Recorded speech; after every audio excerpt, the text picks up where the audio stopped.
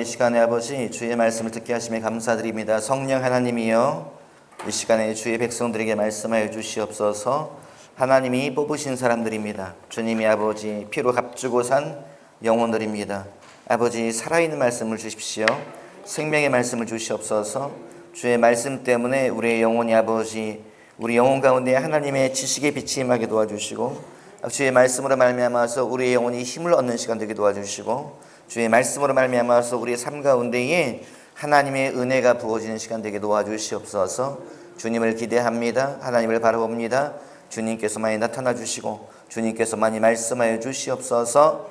감사하며 예수님의 이름으로 기도하였습니다. 아멘. 큰 소리로 말하자. 하나님은 살아계시다. 하나님은 나를 알고 계신다. 하나님은 살아계시고 하나님은 저와 여러분을 알고 계신 걸 여러분 믿으시기 바랍니다. 하나님은 우리의 모든 걸 다 알고 계셔요. 내 생각과 내 마음의 계획과 내가 걸어가는 길과 심지어 나의 모든 죄와 어둠과 아무도 없는 자리에서 나 혼자 중얼거린 그 소리도 주님이 알고 계셔요. 하나님은 전지전능한 분이죠. 주님은 모르는 게 없는 분이세요. 그래서 우리가 그분 앞에서 빛의 길을 걸어가야 될 줄 믿습니다. 위선적인 삶을 사는 것이 아니고 앞과 뒤가 다른 삶을 사는 것이 아니고, 우리가 정직하신 주님 앞에서 정직한 길을 걸어가야 될 줄 믿습니다. 스승이 그리울 때가 있지요. 여러분도 인생에 스승이 있을 거라 생각합니다. 저도 제가 마음에 선생도 아니고 훈장도 아니고 스승으로 생각하는 분이 계세요. 대천덕 신부님이라고 하는 분을 저는 이게 스승으로 생각을 합니다. 영적인 스승으로 생각을 해요. 왜냐하면 제가 그분을 만나고 많은 것을 정리했기 때문에 그래요. 너무나 혼란스러웠던 신앙적인 모든 질문들이 그분과의 대화를 통해서 많이 정리가 되었기 때문에 그분을 스승으로 생각을 해요. 나이 겨우 한 28살쯤 되었던 것 같아요. 예수원에 가가지고 거기 머물러 있으면서 정말 기회가 있을 때마다 많은 질문을 했어요. 그분에게. 그분 나이가 그때 70대 후반이었는데 겨우 20몇 살 먹은 애가 질문을 하는 거죠. 뭐라고 질문을 해요? 아주 교만한 표정으로 질문을 해요. 하나님이 어디 있습니까? 이렇게. 그 당시에 이제 좀 삐뚤어진 기록을 하고 있었기 때문에 하나님이 어디 있습니까? 하나님이 있으면 세상이 왜 이렇습니까? 기도하면 된다고 하는데 기도한다고 변하는 게 뭐가 있습니까? 이런 질문들을 했지요. 하나님이 세상을 창조했다면 세상은 왜 이 꼴입니까? 라고 말을 했어요. 그런 질문들을 정말 많이 했어요. 이제 대천덕 신부님이라고 하는 그분에게는 정말 워낙 제가 그때 좀 이렇게 삐딱하게 나가긴 했었고, 그래서 이 궁금한 걸 다 질문을 했어요. 정말로요. 정말 신앙적인 의문들. 기도하면 하나님이 들어준다고 하는데 아무리 기도해봤자 세상은 이 모양 이 꼴인데 언제까지 기도해야 됩니까? 이런 이야기도 하고 정말 많은 질문을 했는데 그분이 항상 왜 미국 분이세요? 미국 분. 근데 한국말이 잘 한다고 하지만 좀 어눌하죠. 그분이 형제님 말도 일리가 있지만 견호 형제 말 잘 들었습니다. 내 생각에는 그러면서 성경을 가지고서 답변을 하는데 그분의 대답을 들을 때에 그럴 수도 있겠다. 그분이 이야기하면 제 마음속으로 그 말씀들이 이게 들어오더라고요. 그래서 그분 때문에 제가 정말 많은 신앙적인 정리를 했고, 그래서 그분에 대해서 너무너무 감사한 마음을 가지고 있지요. 가끔 생각이 나요. 언제 생각이 날까요? 깝깝할 때 생각이 납니다. 깝깝할 때. 인생이 깝깝할 때. 삶의 궁금증이 너무 많을 때. 신앙적인 의문이 막 들어올 때. 김균호 목사도 의심이 많아요. 그래서 성경을 읽으면서 삶에 어떤 문제가 있을 때에 도대체 왜 이런 거지? 왜 이게 안 풀리는 거지? 나는 주님 말씀대로 하라고 했는데, 기도했는데, 나는 믿음을 지켰는데 왜 계속 움직이지 않는 거야? 왜 변하지 않는 거야? 그때는 꼭 선생님이 생각이 납니다. 스승이 생각이 나요. 생존에 계시면 찾아가서 좀 물어볼 텐데, 답답한 것 좀 물어볼 텐데, 이런 마음이 제 속에 있지요. 그런데 아직 남아있는 그분의 말씀이 있어요. 그분이 자주 했던 이야기가 지금도 기억이 납니다. 뭐라고 말했는가 하면 그분이 항상 말하기를 주님 따라가세요.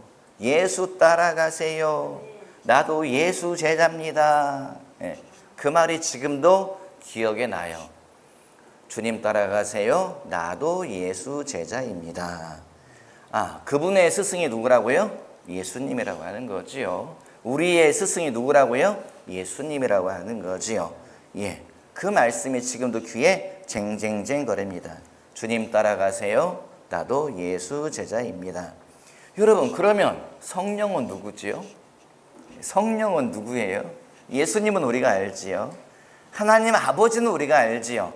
교회에서는 삼위일체 하나님 이렇게 가르치잖아요. 그러면 한 분, 성령은 누구지요? 너무 멀리 생각하지 마시고 오늘 우리가 읽었던 본문 성경 그 속에서 대답하시면 됩니다. 너무 읽지도 않은 성경 가지고 질문하면 목사님이 반칙하는 거죠.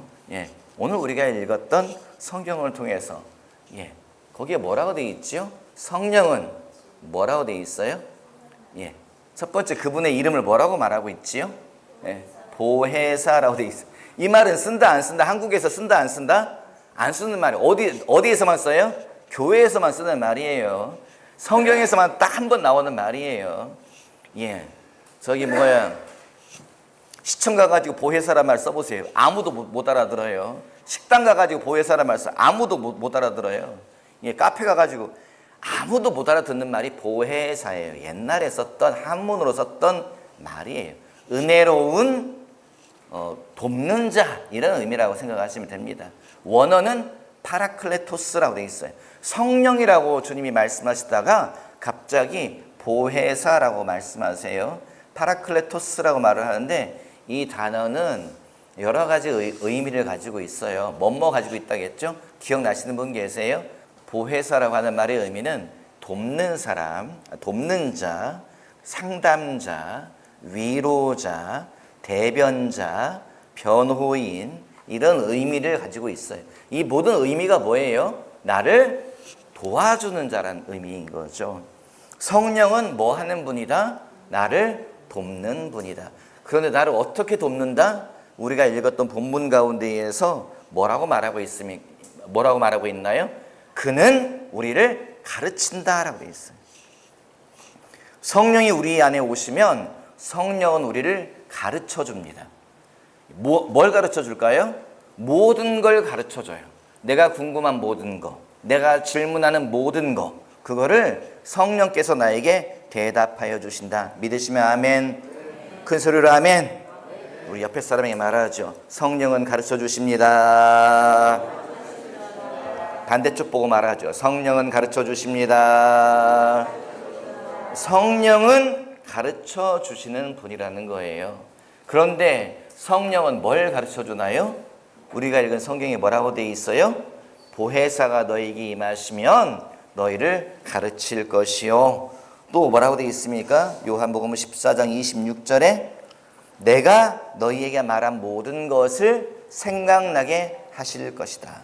이 말의 의미가 뭐예요? 성령은 대답해 준다는 거예요. 내가 질문하면 하나님, 내 가정이 왜 이렇습니까? 내 가정이 왜 이렇게 풍파가 많습니까?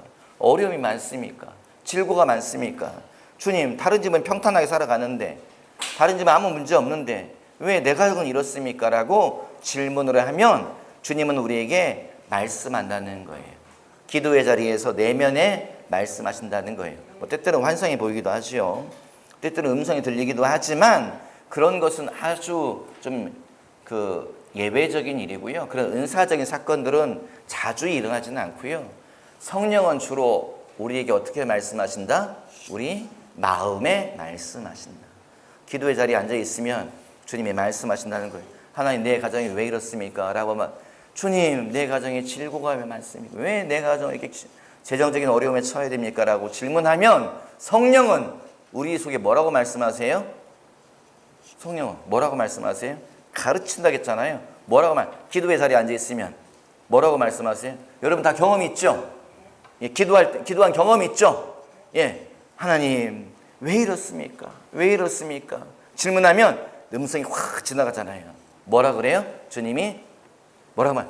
음성 다 들어보셨죠? 갑자기 음성이 무슨 음성이 지나가요? 네 인생이 그렇지 뭐. 네. 네가 하는 일이 그렇지 뭐. 그 음성이 확 지나가죠. 그 음성은 주의 음성이 아니다. 우리가 기도의 자리에 앉아 있으면 생각이 막 지나가잖아요. 그거 다 성령의 음성은 아니다. 부정적인 말씀들, 비난하는 말씀들, 나를 교만하게 하는 말씀들, 그것들은 다 주의 음성이 아니다. 그것들은 다 버려버려야 되는 거지요. 뭐라고 돼 있어요? 너희를 가르쳐 줄 것이다. 그런데 뒤에 뭐라고 돼 있어요? 나의 말을 생각나게 할 것이다. 기도의 자리에 앉아 있으면 주님의 음성이 지나가잖아요. 뭐라고 말씀하세요? 사랑하는 아들아, 염려하지 마라. 내가 너와 함께 할 것이다. 사랑하는 딸아, 근심하지 마라. 내가 너와 함께 할 것이다. 그러면서 어떤 말씀이 떠오르게 해요. 어떤 말씀이 떠오르게 해요? 내가 너를 건져내다. 혹은 또 내가 너를 나의 오른팔로 붙잡고 있겠다. 이런 하나님의 말씀이 다 떠오르게 하셔요. 그것은 주의 음성인 것을 기억하시기 바랍니다. 성령은 우리에게 말씀하시는데, 우리를 가르쳐 주시는데 그 끝에는 항상 뭐가 따라온다? 하나님의 말씀이 따라온다. 하나님의 말씀이 따라온다. 그게 성령의 음성이에요. 여러분, 그 음성을 붙잡으시기 바랍니다. 성령은 우리에게 가르쳐 주세요. 별걸 다 가르쳐 주세요. 별걸 다. 심지어는 제가 누군가를 위해서 기도하고 있잖아요. 예를 들어서 말하죠. 용서해, 눈에 보이는 게 희우니까. 희우가 요즘 교회도 안 나와. 말도 안 들어. 나타나지도 않아. 전화도 안 받아. 카톡을 보내면 익십을 해요. 반응이 없어, 얘가. 그 기도 금식하며 기도, 하나님, 희우가 왜 그렇습니까? 도대체 희우가 왜 그렇습니까? 기도를 하면, 근데 갑자기 어떤 장면이 보이기도 해요. 희우하고 준호가 멱살 잡고 싸우는 게 보여요. 준호가 막 희우를 작살을 폈어. 희우가, 다시는 이놈의 교회 가나 봐라. 그런 장면이 보여지기도 해요. 진짜로 그래요. 정말 주님은 아무도 모르는 내용, 둘이만 화장실 가서 싸워서 교회 청년들 아무도 몰라. 근데 주님은 그걸 보여줘요. 진짜로요. 정말이라니까요. 성령은 모든 걸 다 아셔요. 하나님은 모르시는 게 없잖아요. 모든 걸 다 아는 분. 그래서 사람의 비밀스러운 것도 주님이 가르쳐 주세요. 다만 그 사람의 프라이버시를 넘어가는 일들은 주님이 잘 말씀을 안 하세요. 말씀을 한다 하더라도 주님이 조건을 붙이세요. 이것은 너와 나만 아는 비밀이다. 이건 함부로 말하지 마. 희우가 요즘 교회 안 나오는 거는 지난번에 준호랑 화장실에서 대파 싸웠는데 일방적으로 쳐맞았다. 그래가지고 피를 흘리고 대신 너만 알고 있어. 희우가 얼마나 창피하겠니.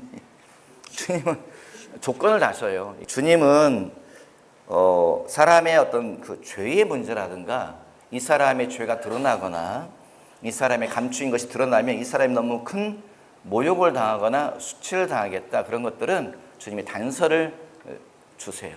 이것은 알고만 있어라. 이것은 네가 기도만 하고 있어라.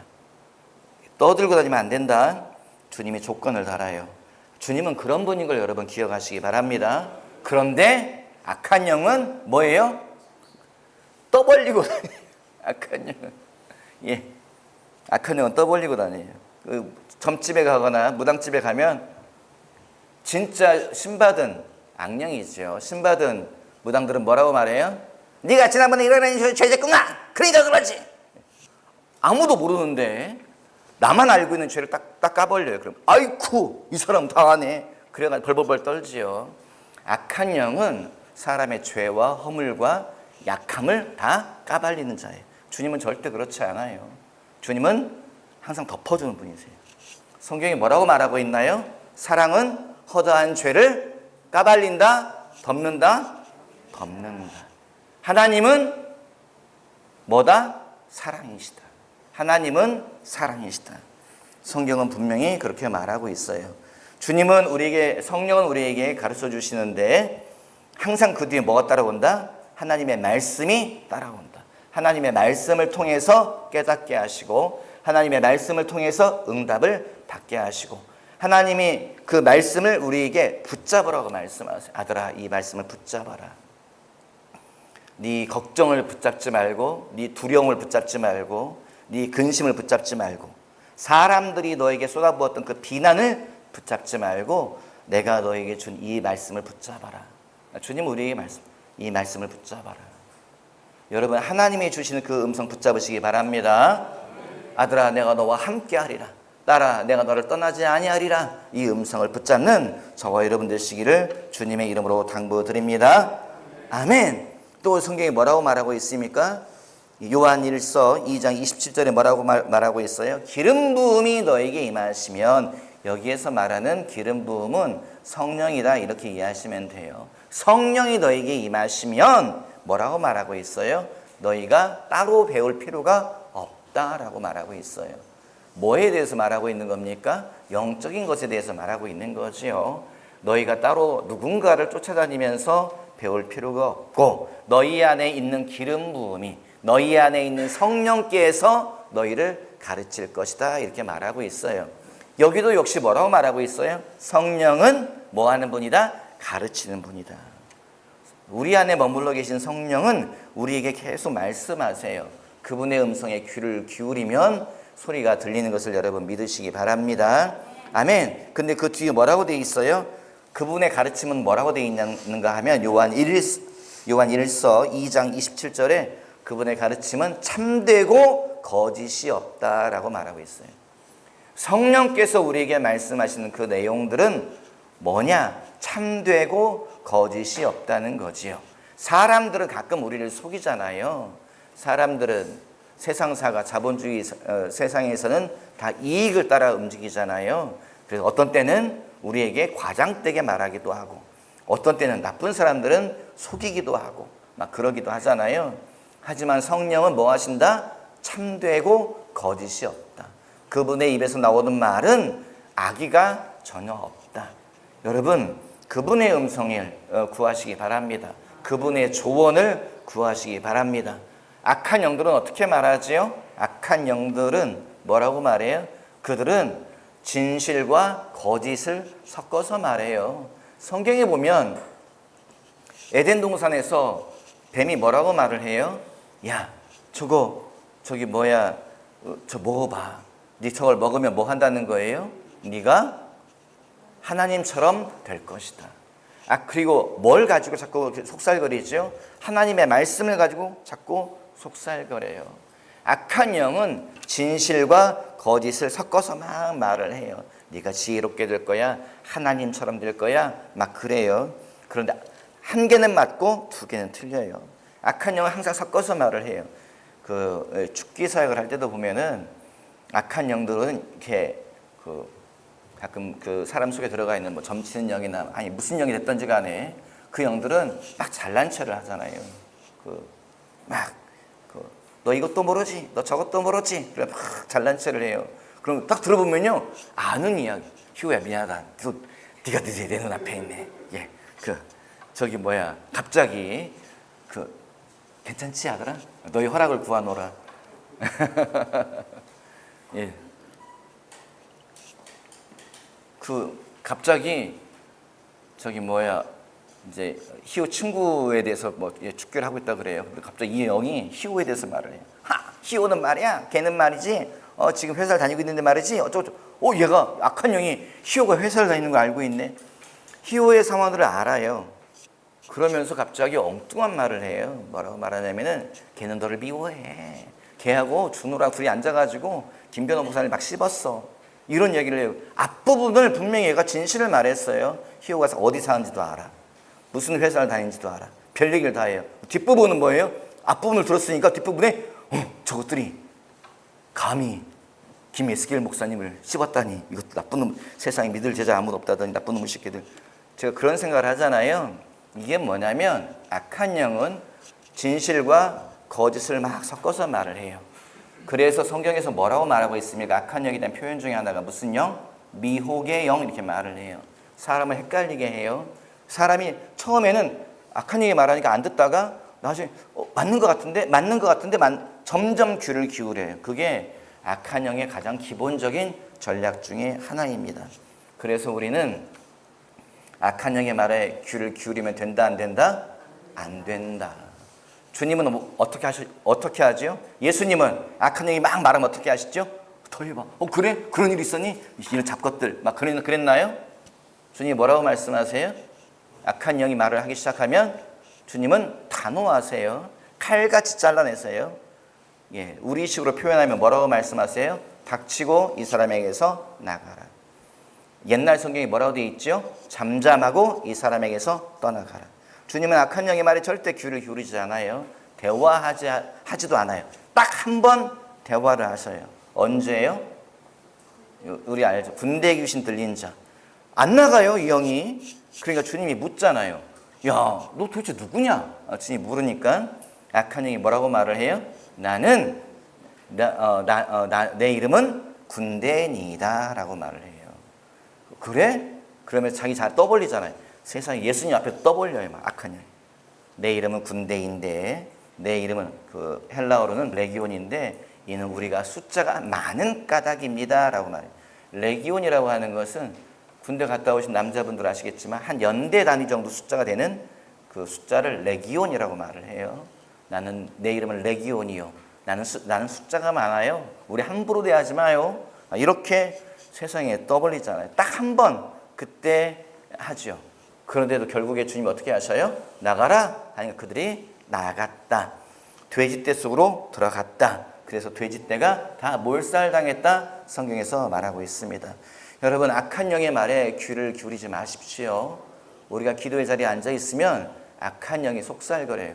목사님은 그런 경험이 있는지 모르겠지만 저는 그런 적이 없어요. 아니에요, 여러분. 우리가 기도의 자리에 앉아 있으면, 우리가 어떤 복잡한 생각들 속에 있으면 우리 속에서 뭐가 스물스물 올라와요. 뭐가 올라오지요? 나쁜 생각들이 올라와요, 내 속에서.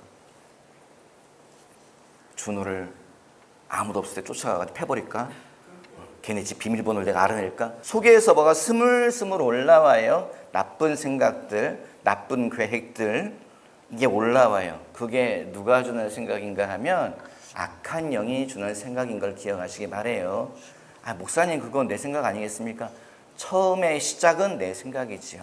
억울한 마음들, 복수하고 싶은 마음들, 이거 처음에 내 생각이에요. 그런데 생각을 막 하다 보면 뭐가 반짝반짝 빛나요.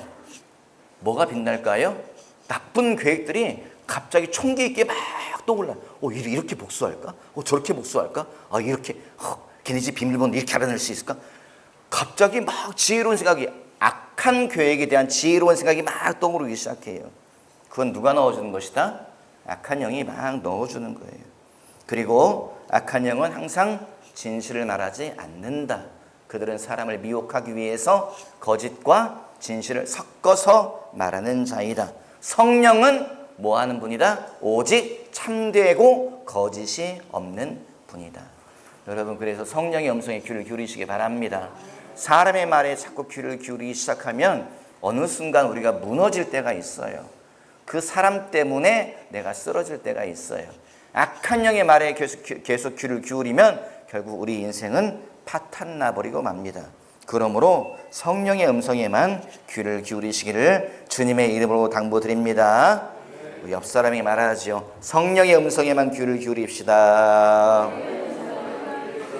반대쪽 보고 말하죠. 성령의 음성에만 귀를 기울입시다. 아멘. 예, 스승은 내가 찾아가야 되는 거더라고요. 스승이 찾아오는 게 아니고 맨 처음에 우리가 스승을 만날 때는 찾아가는 거더라고요. 저도 찾아갔지요. 강원도 태백예수원에 찾아갔지요.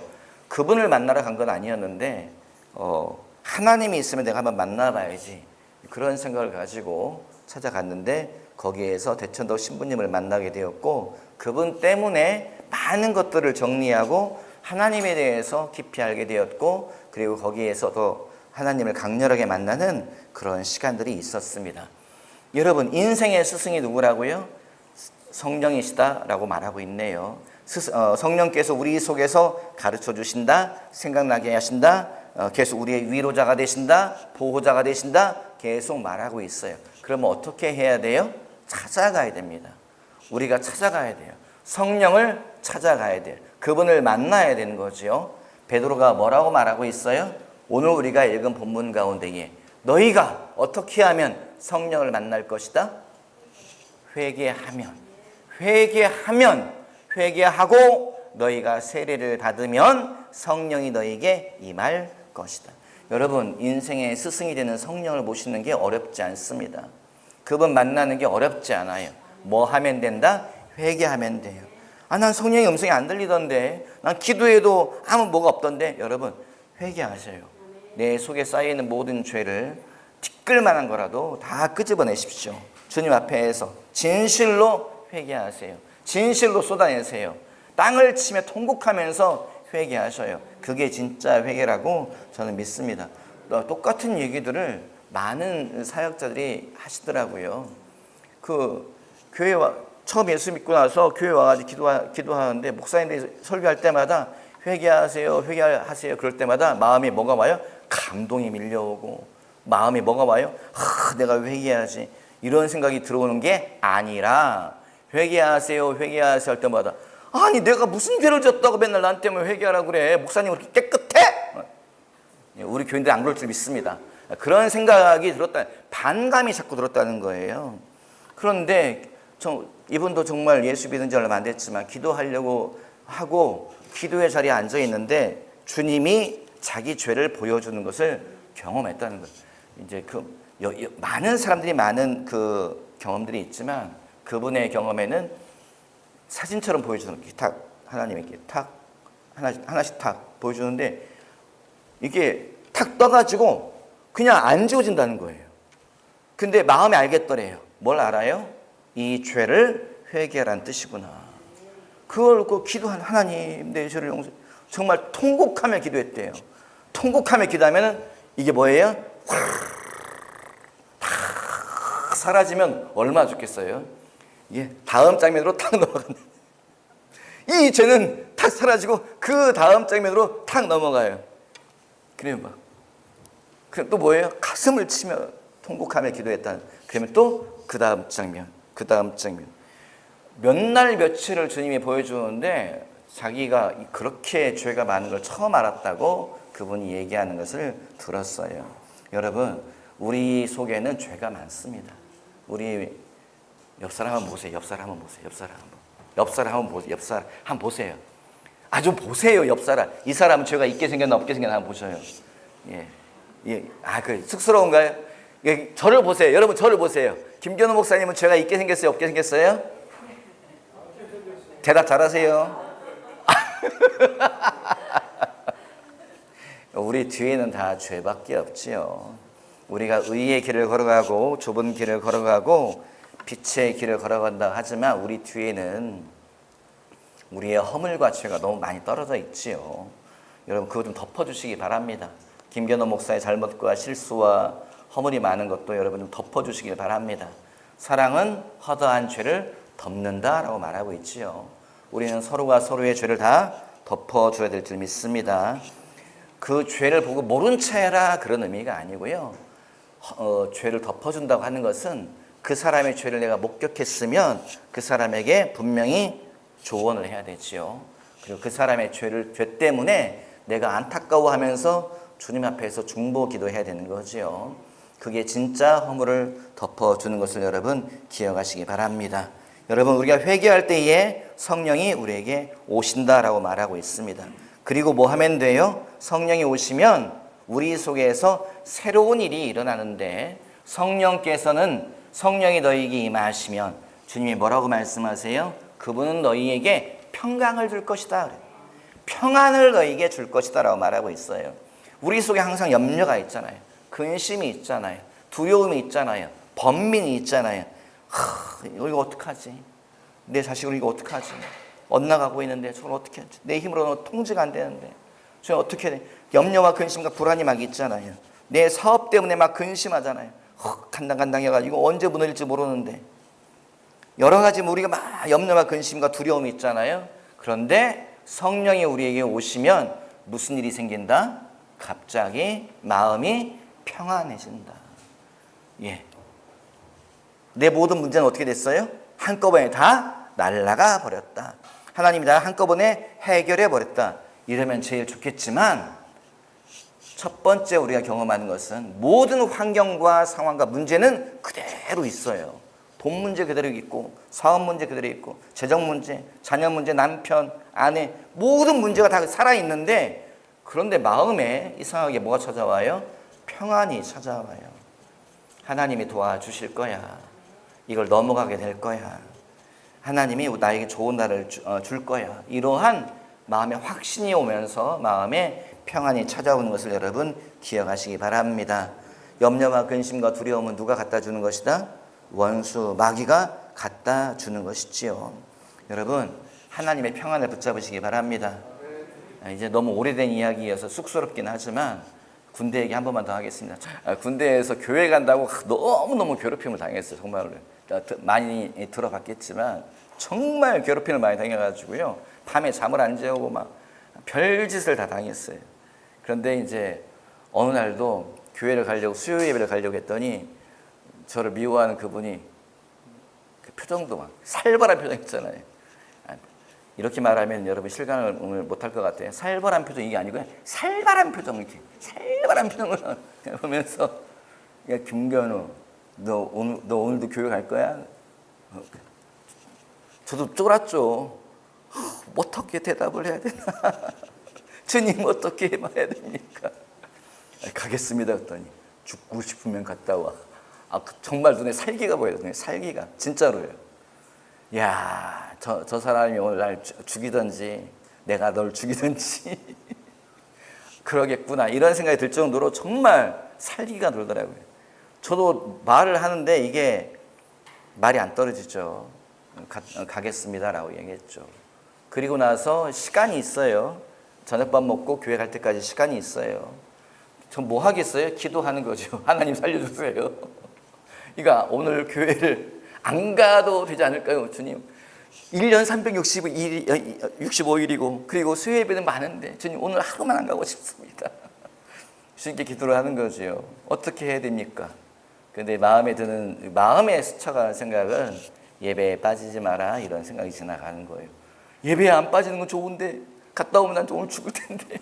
맞아 죽을 텐데요. 저희 때만 해도 구타가 살아있어가지고요. 저 정말 심하게 많이 맞아봤습니다. 야구방망이가 부러지고 꽃갱이자루가 부러지고 안 죽은 게 다행이죠. 저희 시대는 그랬지요. 근데 이제 그날 저녁도 아무래도 그럴 것 같아요. 근데 이제 기도하는 거죠. 하나님 어떻게 해야 됩니까? 오늘 하루만 빠지면 안 될까요? 그랬더니 마음에는 예배에 빠지지 마라, 이런 마음이 지나가요. 주님, 갔다 오면 죽을 텐데요. 기도하는데 마음의 무슨 생각이 지나간 줄 아세요? 죽으면 죽으리. 죽어야 한다면 죽겠습니다. 그러면서 갑자기 그 생각이 탁 지나가면서 마음에 평안이 찾아와요. 평안이. 무슨 평안이에요? 죽음을 받아들인 평안함. 진짜예요. 뭐라고 설명이 힘들어요. 죽으면 죽으리이다. 죽어야 한다면 죽겠습니다, 주님. 그 평안하더라고요. 그랬더니 그 최병장님이 저를 보고서 어이없어 하더라고요. 갔다 와서 보자 그러더라고요. 그래서 예배가 들어오겠어요. 그 별거 아닌 예배잖아요. 어떻게 보자면 군인들 몇 명 모여가지고 오후에 모여가지고 군인들이 예배나 똑바로 드립니까? 킥킥대고 뒤에서 웃고 있고 막 가져와서 예배 드리는 뒤에서 숭어 초코파이 먹고 있고 그런 예배이죠. 그런데 저는 생명을 걸고 왔잖아요. 이제는 부대 들어가기가 싫어요. 들어가면 죽는 일만 남았으니까. 들어갔더니 최병장님이 점호가 다 끝났더라고요. 누워서 날 쳐다보더라. 뭐라고 했겠어요? 기억나세요? 들으신 분들? 딱 한마디 하더라고요. 독한 놈 그러더라고요. 여러분, 저 독한 사람이에요. 조심하세요, 여러분. 독한 놈 그러더라고요. 그리고 나서 그다음부터는 모든 게 해결됐어요. 그날 이후로 교회 가는 것에 대해서 손을 한마디 터치를 안 하더라고요. 왜 이런 이야기를 해요, 여러분? 제가 기도할 때에 죽으면 죽으리이다. 그 뒤에 뭐가 따라왔다고요? 평안이 따라오더라. 이게 누구의 음성이다? 성령의 음성이었다. 저는 지금도 그렇게 믿고 있습니다. 여러분, 성령은 우리에게 뭘 주시는가 하면 평안을 줘요. 그 염려와 그 근심과 구타에 대한 그 두려움, 내가 정말 오늘 맞다가 죽겠구나라고 하는 그 불안, 그것도 다 사라지더라고요. 죽어야 한다면 죽겠습니다. 성령의 음성을 여러분 우리가 좀 받아들였으면 좋겠습니다. 그거를 좀 붙잡았으면 좋겠어요. 매일매일 살아갈 때에 그분과 친밀하게 지내세요. 그냥 일터에서도 무시로 뭐가 잘 안 되면 주님, 성령님 이걸 어찌 해야 됩니까? 마음으로 기도하. 성령님 이걸 어찌 해야 됩니까? 하나님 나 좀 도와주세요. 주님 이걸 어떻게 풀어가야 됩니까? 나에겐 지혜가 없습니다. 지혜가 되시는 성령님 나를 도와주세요. 여러분 기도하시기 바래요. 그러다 보면 주의 음성이 자꾸 들린다.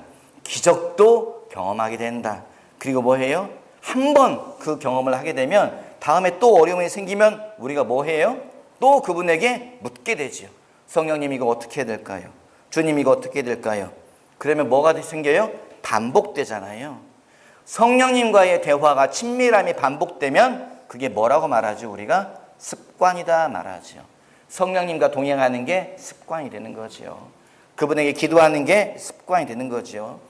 예, 습관이 계속 지속되면 그걸 우리가 뭐라고 말합니까? 인생이다 그렇게 말하죠. 습관이 계속 지속되면 그게 인생이죠.